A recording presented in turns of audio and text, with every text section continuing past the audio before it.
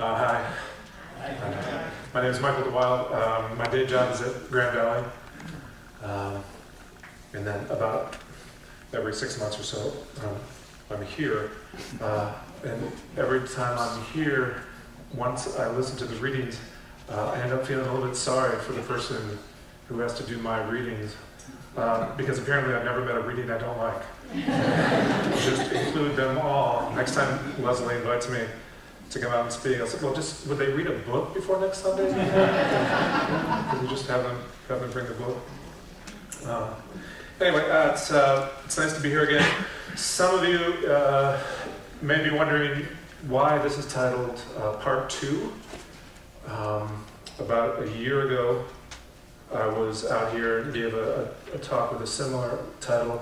If you weren't here, I just have to let you know that talk is really all any of us have been thinking about since. I didn't know at the time it was Part 1. That would have been presumptuous to label it Part 1 then. But now we know it's Part 2, and next year it'll be Part 3. It'll be a franchise. Spielberg and Lucas doing action-adventure, DeWilde doing somber reflection on difficult issues. I'm sure it'll be a huge moneymaker. So those of you who weren't here, I don't know what you were doing that was so very much more important than being here last year. But just so that you don't spend the next 20 minutes pestering your neighbor, asking him or her to fill you in on that talk, I'll just do a brief summary, which was that we've been doing some ongoing research through my office at Grand Valley on social capital, economic diversity, civic well-being. What are the factors that lead to civic well-being in various cities around the country? There's an old study C. Wright Mills, the famous sociologist, did, and he didn't name them at the time, but Grand Rapids and Flint were two of the cities he looked at. 70 years ago, Flint was doing much, much better than Grand Rapids on a number of measures. Though when Mills looked at it, he said, no, this is the kind of sustainable model that's actually going to provide for civic well-being long term. Lots of different kinds of businesses, lots of different kinds of institutions that are healthy, and he proved to be right. He was fairly prescient about that. Anyway, in the course of doing that research, we have looked a fair bit at any number of data across the board. And one of the things that stood out to us, many things did, but one of the things that certainly stood out to us were the racial disparities, the continuing racial disparities. Not so different in Kent County or Grand Rapids than lots of other parts of the country, but it really is true that if you just line up education, housing, per capita income, health, that sort of thing, the black population, which comprises about 21% of Grand Rapids, still lags far behind the white population. Virtually no progress on empirical measures over that time. We've looked at Robinson's book, City Within a City. If you haven't seen this, Mayor Bliss is, I know you're out here on the lakeshore just enjoying yourselves. Back in Grand Rapids, we're still working, okay? So, the Black Freedom Struggle in Grand Rapids, Michigan. He refers to what was set up there and what happened there as kind of managerial racism. Certainly the kind of redlining that was used in many other parts of the country and you know, poor schools, that sort of thing. The powers that be in Grand Rapids thought of it as a kind of benign managerial racism in which we would provide just enough for those poor African Americans so that they wouldn't rebel. And it's mostly worked. Robert Putnam says much of the same thing. I held this book last year. I'm still walking around with it, especially in this election season. I've come to think this book, Our Kids, The American Dream in Crisis, is probably the best guidebook to this election that I know of. Putnam's work, both narrative and empirical, on why a third of the country not only feels left behind, but is in fact being left behind, and what the reaction to that might be, has been very instructive for me. So anyway, with today's talk, I want to focus in a little bit more on race, that racist subculture, and then talk a little bit about this last week's Supreme Court affirmative action decision, the University of Texas at Austin case, and then end with a couple thoughts on integration. Let me start with That's something that Robert Putnam found about, Robert Putnam is a Harvard sociologist. Bowling Alone is his biggest book, along with Our Kids. Probably this country's leading expert on the notion of social capital. Those informal networks of trust, church organizations, neighborhood associations, C3 type organizations, schools, etc., in which people mutually benefit from knowing and trusting one another. The stronger those institutions are, the better predictive it is of not only civic well-being and health, but individual well-being and health within those communities. But generally speaking, you know, the presumption has been, at least for the past 40 years or so, that diversity is an unqualified good. And the more we can do to increase diversity, celebrate diversity, the stronger we'll be. He's been a proponent of that. He's a good liberal, progressive activist as well as a world-renowned scholar. But in 2007, he published a study that suggested, you know what, the evidence doesn't actually support that. What happens when you get increasingly diverse communities is you get what he called the turtle effect. People actually start hunkering down. You get lower civic engagement, lower voter turnout, lower participation in various neighborhood associations. There is some kind of adverse diversity effect in which you get a double-edged sword.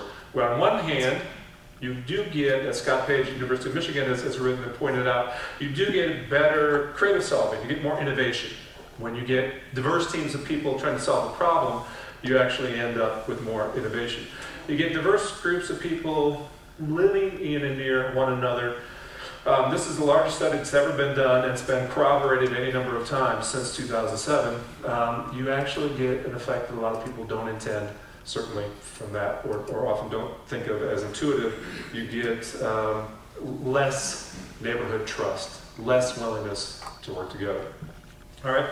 At some point, you look at that, you look at the history of race relations not only in this country but across the world.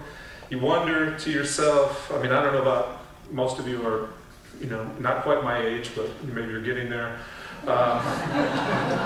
And you think, look, from the time I was a kid, right, in the 60s and 70s, the race rides were next door to me in Detroit. I remember being a kid and wondering about that. What is this black and white thing all about? I mean, all I ever wanted to be growing up was black. I didn't get it, right? What is that all about? And when I got older, of course, it was clear to me why that might be problematic in this country. But affirmative action, great society, I mean, all this stuff we've been trying for a long, long time. At some point, you just pull back, and because I'm so highly philosophically trained, I pull back and ask myself, why might that be the case? Well, it turns out philosophy is not terribly helpful, but science maybe. So here's some of the most recent stuff coming out of Paul Bloom's infant cognition lab at Yale. Now, Yale is not Harvard, but still, it's not a bad school. And here's what he says about that. Bloom noted that evolution dictates at least the need for humans to categorize individuals and thus be wary of those unlike them, that's necessary in order to survive. So there, people willingly give him their babies, and having had babies, I can understand why they would do that. Right? Here, take my baby. Sorry. And they run these series of tests. And one of the things that seems clear is that from a very young age, 3 months on, in fact, babies do tend to gravitate towards and respond more positively towards people who share characteristics and traits, including skin color, like them. And this is one of the fascinating findings, and just somewhat disturbing, not only as they get older do they want to separate themselves from people who don't share their own characteristics and traits, they actually feel more strongly positive towards those people who are punishing people who are not like them. So that's one of the really quite fascinating things that's come out of the baby lab. It is, however, reversible. We're not stuck with that forever. There are things we can do with reason and social engineering and family practice that actually can help overcome some of that. But there seems to be this more or less inborn, he's saying biological, hardwired tendency to gravitate towards those of our own kind. Looking around this room, you would never know that, of course. Sorry, cheap shot, but it's of course true at Grand Valley as well. Look, so I teach mostly in the MBA program at this point, and there are maybe on average 18 to 20 students in these graduate ethics classes. They are overwhelmingly white. They're overwhelmingly from more or less privileged backgrounds. 21% African-American population in Grand Rapids. I'm not suggesting that Grand Valley should have a 21% African-American attendance rate, but we're at about 5%. It's not great, and it's been that way for a long time. So, all right, there's a natural tendency. This is something that is perhaps vestigial, right? Like the tailbone or wisdom teeth or camping. There's no reason for any of these things to exist anymore.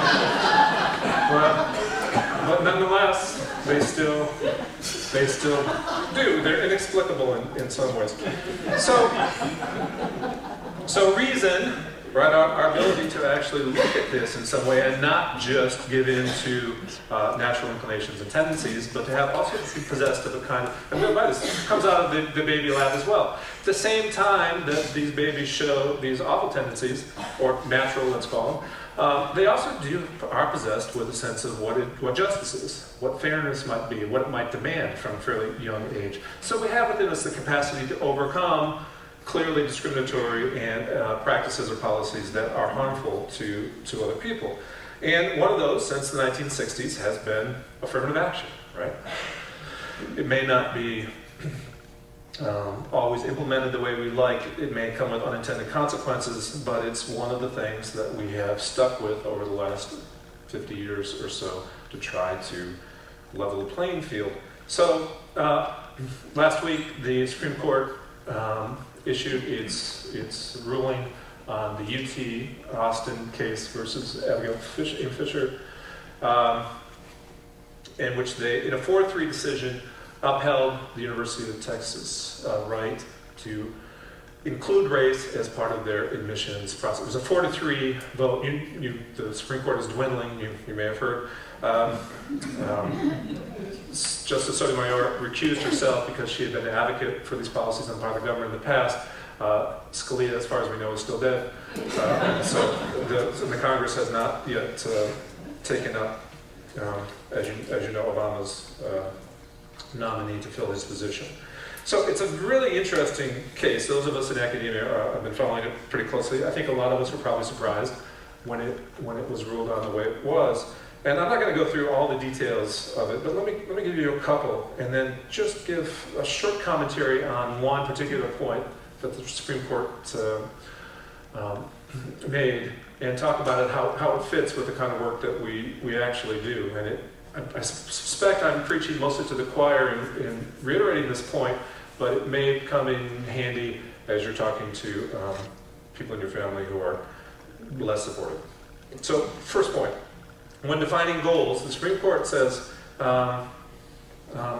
when defining goals associated with diversity, institutions should capture diversity in all of its dimensions, reflect not only an interest in enrolling a certain number of minority students, even if such a focus is relevant. Put simply, goals and objectives can't be reduced to pure numbers, but must promote the actual educational benefits that flow from student body diversity.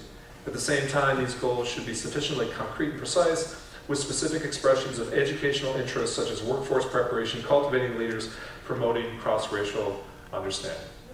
University is not there just to admit the top 3% or 5% or 10%. It does serve a common or social good function, right? It's been the reasoning around at least the diversity part of expanded admissions for a long time. The Supreme Court has upheld that as a compelling governmental interest as well as institutional one. Second, when establishing the necessity of consideration of race, institutions must arrive at an informed judgment based on data that demonstrate the need for the consideration of race in the first place. And this is where, whatever you think of Texas, the good folks at UT Austin are a smart group. They did both a quantitative and qualitative analysis of their classrooms all the way through to see who was coming, who was who, what the dynamics, the interactions were like, what kind of effect that was having on people, if there were, you know, underrepresented voices in which there was a common good or social good interest in having those voices better represented. So when they got to the Supreme Court, they were well placed to address a number of the concerns that the justices had. So they used statistical evidence, including relevant demographic data, quote, bolstered by further, more nuanced quantitative data. And it carried the day.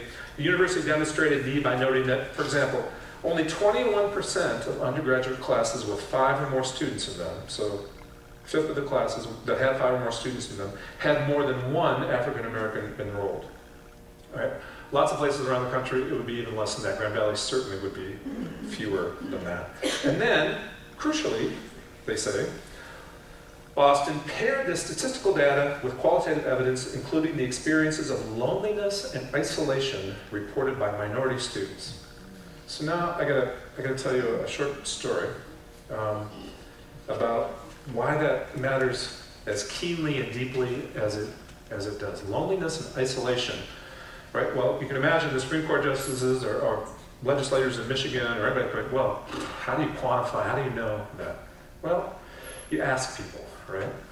So I use a lot of role plays and scenarios and dilemmas in my courses. And about 6 years ago, an MBA candidate, a man in probably in his early 30s, said, do you mind if I present a case that I'm dealing with right now? I said, no, of course, that's what the class is for, that's great. And besides, it's less work for me, so that's fine.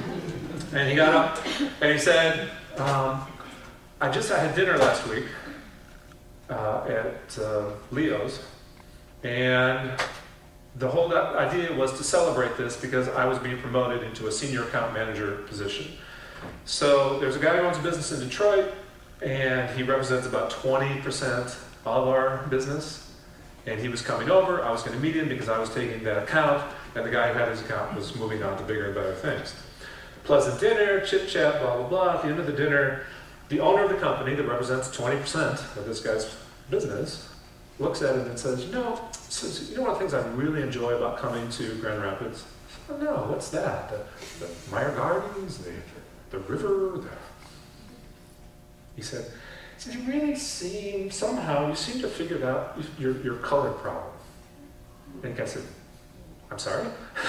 He said, yeah. He said, they just don't bother you here. It's like they know their place, and you've got them tucked away. And he said, it's really great. He said, it's kind of like Detroit used to be, a long time ago. It's really terrific. He kind of went on like this, right? And the guy said, I was a little dumbfounded. People in class, well, yeah, I can imagine being a little dumbfounded. He said, but now, so they're waiting for my decision. I mean, their presumption is that I'm going to work with this guy, take the position, and do this. It's like we're really tremendously conflicted. I get how much of the business it is. But I don't know what to do. I'm not really comfortable with this at all. And my point of raising the story today is not to tell you how we work through that ethical dilemma. It's to talk a little bit about what the difference is in that discussion in the classroom if there is somebody who's African American present. Normally there isn't, right? Just normally there isn't. So about a year ago, there was a woman, perhaps about 30, up and coming in her career, African American, sitting in the class. I'm going to go through, I'm going to do this thing anyway. I always give a little warning, you might be offended by some of the language I'm going to use, but for that power, we have to do it verbatim, blah, blah, blah. And so we're going through, and it's always usually, no matter if there's who's in the classroom, it's a good discussion and people think more about, what's at issue and all that sort of thing. But it's very, very different. It was very different with her in the room. So I kept an eye on her, how was this going to play? And by the time we got done and people were talking and going back and forth, and you should take the job because it's the business, and who cares, you can't do a litmus test on everybody, and other people going, no, how could you possibly send such a wrong message, blah, blah, blah. I'll tell you what, in all the 6 years I've taught that case, nobody has ever cried in the classroom before. And I looked up, and this woman who was sitting in the back row, right? And I just took a chance, and I said, we'll just call her Ellen for the sake of convenience. I said, look, I appreciate this has got to be tough. I said, do you want to weigh in? You haven't said anything so far, do you want to? And she was so powerful and so passionate and so eloquent, as you might imagine, sitting there listening to this and saying, this is my life. For you guys, this is a dilemma, and you get to, and I get that it's a hard dilemma for you. You've got your part to figure out, to play in this. Said, but for me, this is my life. So this is, you know, if not every day, it's enough of my life. So that I can't just sit here and have a kind of detached, always in this interesting conversation. So it's one thing, right, when the all-white class, after this dilemma plays out, to leave and go, all right, you know, what would I do? How would I approach this food? It's another thing to be deeply impacted by somebody who's in the classroom who can speak directly to that experience. Now, that's fraud as well, because you say, all right, it puts tremendous burden on the one African American. Would you please now speak for all African Americans? You know, would you, right? I mean, it's hard. At the same time, it's a recognition of that's still where we are. That's still where we are. And so we're just naming that, calling it out, and saying, look, there is something that's socially desirable, socially good about letting both groups and individuals flourish by beginning to understand who they are, what they go through, what they can contribute, etc.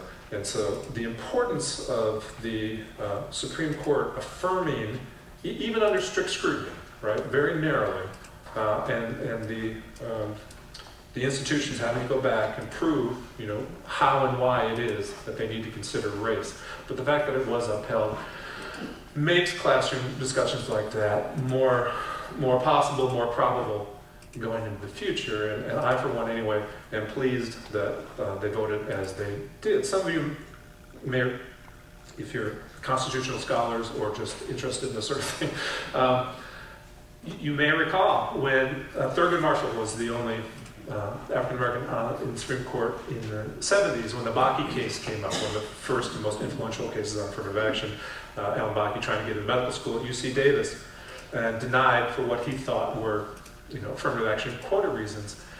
And the Supreme Court deliberating that, and Justice Stevens and Powell, in their own deliberations, came to Marshall at some point, you know, before the decision was announced, and said, all right, Thurgood, you know, we get it, this is a dilemma, sociological history, everything points to, you know, we need to address this in some way, but if we do this, if we allow these institutions to consider race, how long are we going to have to do this for? I mean, and they're thinking, in their heads, they said, well, you know, another 20 years, 1977, 78, another 20 years or so maybe, right? And Marshall looked at it and he said about 100 years, about 100 years. So we're not even halfway there yet, right? And Stevens and Powell fell off their chairs, and they were old guys, it was hard to get back up. And Sandra Day O'Connor did the same thing in the U of M cases, right? So, well, let's maybe another 20 years. We're just not even close. If we begin to understand science, from a scientific point of view, why we're not close, and what it takes to really overcome it, affirmative action certainly is one very good, clear social policy that we can continue to champion. What's the other one? I may have mentioned this last time, I don't remember, but I was surprised to hear myself say it, and I'm surprised to hear myself say it as I report on the research that we're doing across the country and other places where I've been invited to speak since we published it. And that is, nobody wants to talk about it. Nobody's making any push for it. But guess what? Out of all the educational reforms of the last 50 years that actually worked, showed some promise, were working, integration. Integration was the one that worked. The gap in achievement between Black and Hispanic and white test scores narrowed considerably. The white students, as everybody feared, did not fall off the map. They did continue to do just as well as they did before. Generationally, it made a huge difference. Charlotte Mecklenburg schools in North Carolina had probably the longest experience. They were one of the first to integrate and one of the last to take advantage of Supreme Court decisions that eroded integration mandates. So a lot of scholars look at Charlotte Mecklenburg as a way to say, well, did anything really happen? The evidence is overwhelmingly positive that it was a good thing for us to be doing if, in fact, we wanted to reduce the achievement gap and help people understand each other cross-culturally so that, since we're already so diverse, We could work together in ways that didn't produce what Putnam calls his turtle effect, where we hunker down. Where at that young age, middle school and high school, we really begin to understand, know one another, work together, close achievement gaps, distribute resources more equally, and actually build a society that was closer to this diversity model that so many of us talk about, right? Diversity is a good, but they're largely just platitudes because we haven't done the hard work of what it takes to actually get people together and not then resegregate them within a desegregated school, but actually have people working and living and learning together. It works. It actually works. What would it take for that to regain some footing, some traction? We've kind of diverted ourselves by No Child Left Behind. We diverted ourselves by let's put more onus on the teachers. Let's incentivize kids. Let's trickle a few more resources to the largely resegregated black schools, etc. It doesn't work. Nothing has worked. It's proven itself to work as well as integration. It would take a huge act of will, I think, starting with the scientific understanding that, look, you're not alone. You may be prejudiced and racist, but guess what? So is your baby, right? So relax. Let's just call it that and say there are ways to begin to respond to that. Affirmative action works great at the college level. Hopefully I will get more people of color, diverse backgrounds, ethnicity, and races into my classes. They can and do inform the conversation. Hopefully they gain from that experience and exposure themselves.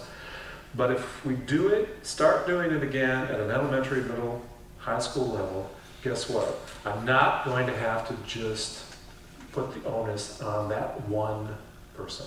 There are going to be more people that show up in my classes. And I'm not going to have that one person leaving the classroom crying because that's still indicative or descriptive of her life. So, that's my happy July 4th update. The state of things from the Supreme Court in Grand Valley. I hope we do find a way and a will to do that. And in the meantime, I will be back, if you'll have me this time next year, reporting on how well it's going. So, thanks very much.